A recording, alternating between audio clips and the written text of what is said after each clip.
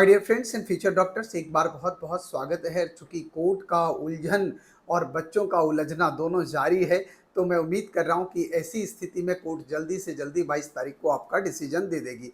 चूंकि शहर वाइज और सिटी वाइज जो है वो रिजल्ट पूरी तरह से पब्लिक होना है, और पब्लिकली जब अब रिजल्ट आएगा तो देखना पड़ेगा हमें कि किस स्टेट से और किस सेंटर से सबसे ज़्यादा रिजल्ट हुआ है और क्या वहाँ के लोग इसमें इन्वॉल्व हैं या नहीं हैं। दूसरी बात है कि सीजीआई ने एक बहुत इंपॉर्टेंट बात शुरुआत में, अगर आप देखोगे इस पूरे घटनाक्रम का, तो आपको याद होगा कि शुरू में एनटीए ने बोला था पेपर लीक नहीं हुआ। हालांकि बाद में ईओई की टीम ने इसको प्रूव किया कि भैया पेपर लीक हुआ है।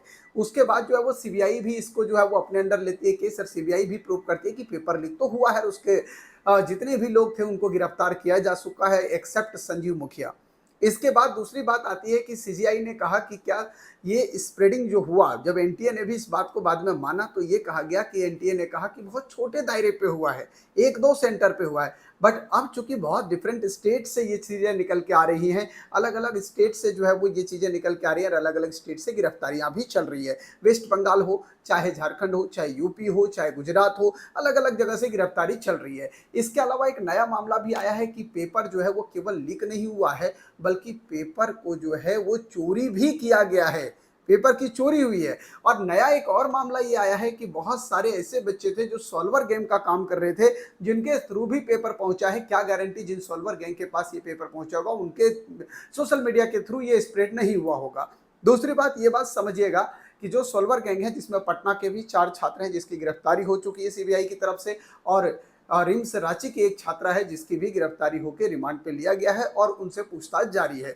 अब आज सीबीआई जो है वो अपना रिपोर्ट जो है वो 2 बजे तक सौंपने वाली है सुप्रीम कोर्ट में, और उसके बाद फाइनली जो है वो मंडे को इस पे मुहर लगने की पूरी संभावना दिख रही है। क्योंकि सुप्रीम कोर्ट की अगर हम बात करें तो एनटीए की दलीलों से सुप्रीम कोर्ट सेटिस्फाइड नहीं है, इसीलिए ये डेट पे डेट दिया जा रहा है, और ये डेट पे डेट देना कहीं ना कहीं एक घातक हो सकता है। मेरे हिसाब से ये रीनीट की तरह जा सकता है। आप लोग अपनी राय जरूर दीजिएगा कि क्या रीनीट होना चाहिए, या अब इतने दिन से बच्चों का पढ़ाई का कनेक्शन टूट चुका है तो अब इसी रिजल्ट को फाइनल करके आगे जो है वो काउंसलिंग की प्रक्रिया स्टार्ट करनी चाहिए। आप लोग अपनी राय कमेंट बॉक्स में जरूर दीजिएगा। दूसरी बात यह है कि चूंकि कोर्ट अभी तक जो है वो काउंसलिंग की प्रक्रिया के लिए हामी नहीं भर रहा है कि काउंसलिंग स्टार्ट कराओ जाओ ताकि ये फैसला वो चलता रहे, ऐसा भी कोर्ट नहीं कह रहा है। एक कोर्ट अगर ये कह देता कि काउंसलिंग की प्रक्रिया चलती रहेगी और बाकी जो है कोर्ट अपने काम को जो है वो कर रहा है और सीबीआई अपनी जांच पड़ताल को जारी रख रही है, बट कोर्ट ये बात भी नहीं बोल रहा है कि काउंसलिंग की प्रक्रिया होनी चाहिए, मतलब कहीं ना कहीं कोर्ट इसको संदेह के घेरे में ले रहा है। और ऐसी स्थिति में जो है कहीं ऐसा ना हो कि ये जो है वो रिनीट कराने का संकेत मिल रहा हो। तो इसलिए मुझे लग रहा है कि कोर्ट जिस तरह से धीरे धीरे धीरे धीरे धीरे धीरे अपनी चीजों को आगे बढ़ा रहा है, जो कहीं ना कहीं कोर्ट को लग रहा है कि एनटीए जो भी बातें रख रहा है कोर्ट में, उससे जो है वो कोर्ट सेटिस्फाइड नहीं है, और इसीलिए इस चीज को थोड़ा सा जो है वो कॉन्ट्राडिक्टरी तरीके से समझना पड़ेगा। दूसरी बात, शुरू में जब एनटीए से पूछा गया था कि क्या सोशल मीडिया का यूज हुआ है, तो एनटीए ने बोला था बिल्कुल ऐसा नहीं हुआ है।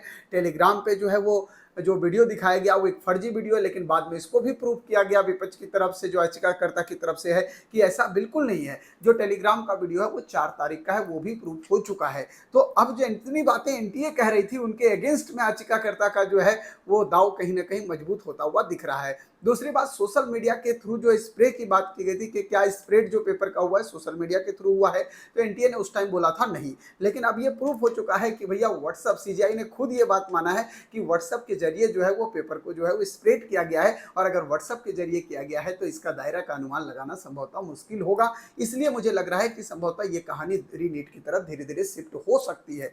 तो अब हम लोग 22 तारीख को देखेंगे कि एक्चुअल में क्या फैसला आता है। लेकिन अब चूंकि बड़ी दुविधा हो चुकी है, जो बच्चे बहुत अच्छे वेल प्रिपेयर थे वो भी मेंटली परेशान हो चुके हैं। रीजन साफ साफ है, 2 ढाई महीने का लंबा वक्त जो है वो कहीं ना कहीं कह सकते हो कि पढ़ाई से अनटच हो चुका है बच्चा, और वैसी स्थिति में निश्चित तौर पे मानसिक तौर पे उनके लिए भी एक प्रताड़ना है। लेकिन अब कोर्ट जो भी फैसला लेगी उसे हमें मानना पड़ेगा, और कोर्ट के फैसले का इंतजार करना पड़ेगा। आप मेरे साथ बने रहिएगा, पूरा लाइव आपको दिखाऊंगा उस दिन सुप्रीम कोर्ट का फैसला 22 तारीख को, और काउंसलिंग से रिलेटेड जितनी भी जानकारी होंगी वो सब कुछ आपको प्रोवाइड कराऊंगा। थैंक यू मेरे साथ बने रहने के लिए और आप लोग का अप्रिसिएशन के लिए।